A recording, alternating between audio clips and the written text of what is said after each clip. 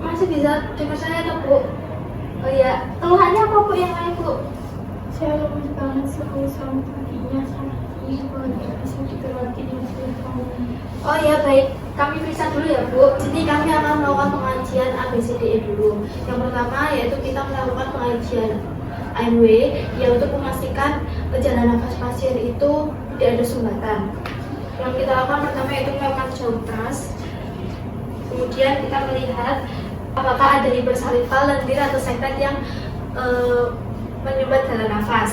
Nah, setelah kita lakukan pemeriksaan tadi, jalan nafasnya aman karena tidak ada sekret, lendir atau massa asing yang menyumbat jalan nafas. Kemudian kita melakukan pengajian B yaitu breathing dengan melakukan look, distance, and feel, yaitu kita melihat pola nafas pasien apakah dia menggunakan otot bantu nafas atau tidak.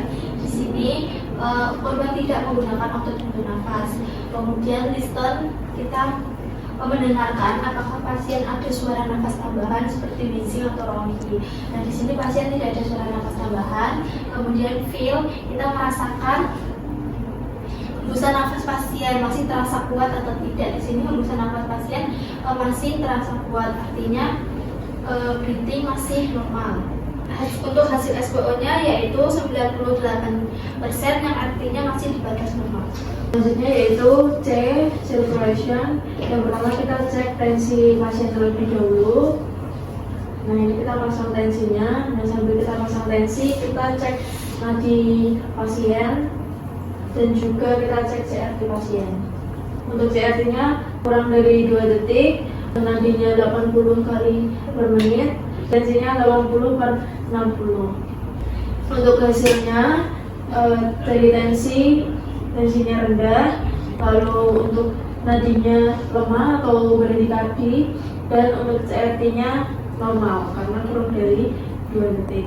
Selanjutnya yaitu D, disability. DCS-nya pasien 14 yaitu kompos mentis.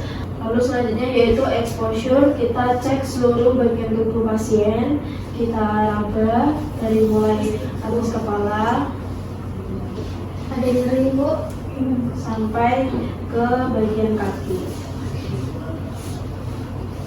Kalau ada nyeri bilang ya. Ini sini nih. Oke. Setelah hasil pengajian di ekstremitas atas aman, lalu di ekstremitas bawah ditemukan adanya deformitas pada paha kanan. Nah, karena di paha kanan ada deformitas, karena tadi tensinya juga rendah, maka dicurigai pasien ini perdarahan dalam. Nah, selanjutnya yaitu kita pasangkan bidai untuk menstabilisasi fraktur supaya tidak adanya komplikasi dan membantu mobilisasi. Sebelum kita pasang bidai, kita pasang terlebih dahulu ankle hitch di bagian mata kaki sini karena untuk mencegah komplikasi. Nah, lalu selanjutnya kita mulai pasang bidai. Karena ini kaki kanan dan kirinya tidak sama lurus, jadi yang kanan kita bantu untuk meluruskan pelan-pelan sambil dipasang bidai. Sakit. Nah, kita pasang bidai di bagian bawah terlebih dahulu. Kita hubur tangan di bawah.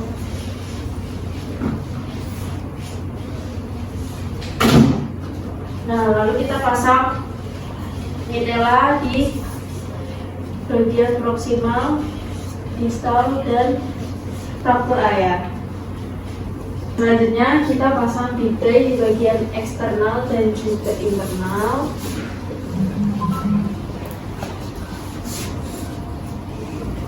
Nah, kalau sudah kita langsung talikan medelanya.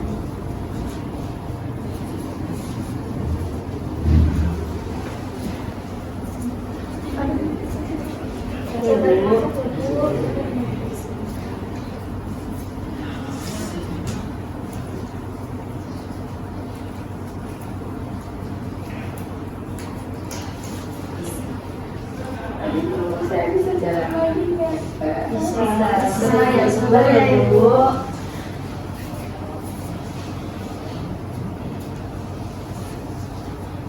Nah, kalau sudah kita pasang bidai, pasien bisa segera dievakuasi di ambulans dan dibawa ke IGD terdekat.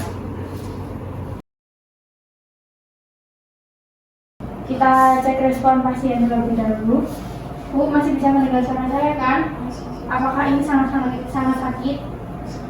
Berapa menit sebelum kesini tadi terjadi kejadiannya? Perdarahannya di dalam tangannya terlihat adanya luka sobekan kurang lebih 5 cm. Kemudian darahnya mengalir sangat deras, yaitu terjadi kejadian aktif, di mana karena pasien sudah terlihat sangat kulitnya dingin dan terlihat pucat serta nadinya seperti tidak normal, maka kita lakukan atau kita tangani dulu sirkulasinya untuk menghentikan perdarahan.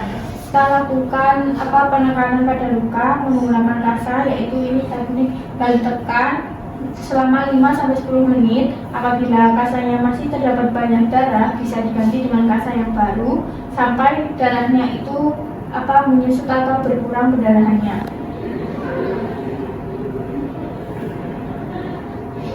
Masih terdapat banyak darah, lalu kita mengambil kasa lagi untuk menekan lukanya.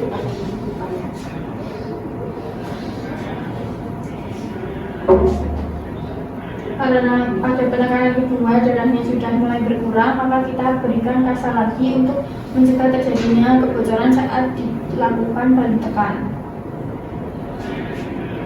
Posisi tangan pasien lebih tinggikan untuk mencegah lebih banyaknya darah yang keluar, mencegah perdarahan lebih banyak. Kemudian kita lakukan balik tekan dari atas.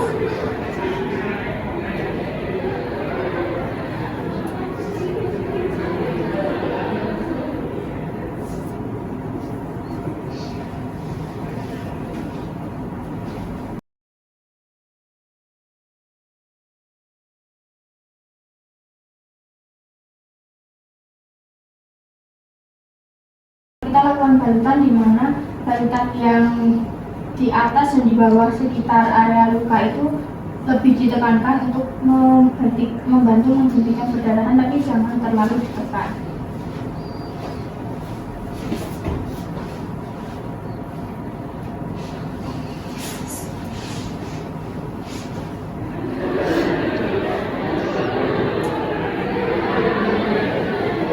Setelah dilakukan balik tekan, kita evaluasi kembali sirkulasinya, yaitu yang pertama kita lihat lagi nadinya, kemudian CRT, kemudian tekanan darahnya.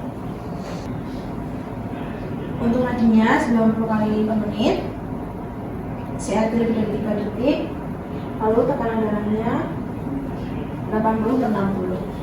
Dari hasil yang didapatkan, CRT lebih dari 3 detik dan nadi 90 kali per menit serta tekanan darah 80/60, dicurigai pasien mengalami resiko shock karena semua tanda-tanda sirkulasinya masih di bawah atau di atas normal, dimana setelah itu nanti penanganan sirkulasi selanjutnya yaitu disarankan untuk pemberian cairan melalui intravena. Yang selanjutnya itu kita akan melakukan penanganan airway dengan mengecek kepadatan saluran nafas dengan melakukan swab test.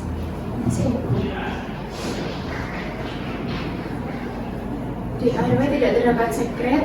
Lalu selanjutnya kita akan melakukan pengecekan breathing dengan mengecek saturasi oksigen untuk pasien.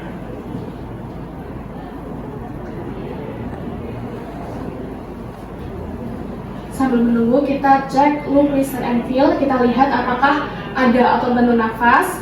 Pada pasien tidak terdapat otot bantu nafas. Kemudian kita listen, yaitu mendengarkan apakah ada suara nafas tambahan seperti wheezing ataupun ronking, tapi pada pasien tidak terdapat suara nafas tambahan. Setelah itu kita rasakan apakah ada hembusan nafas pada pasien. Untuk hembusan nafas masih terasa. Setelah itu kita cek untuk saturasi oksigennya, yaitu 98%. Jadi untuk breathing masih dalam batas aman atau normal. Kemudian kita cek visibility atau GCS pada pasien yaitu 15 pada kesadaran penuh. Setelah itu kita exposure, yaitu kita cek apakah terdapat deformitas. Permisi ya Ibu. Apabila saya tekan apakah ada yang sakit Ibu?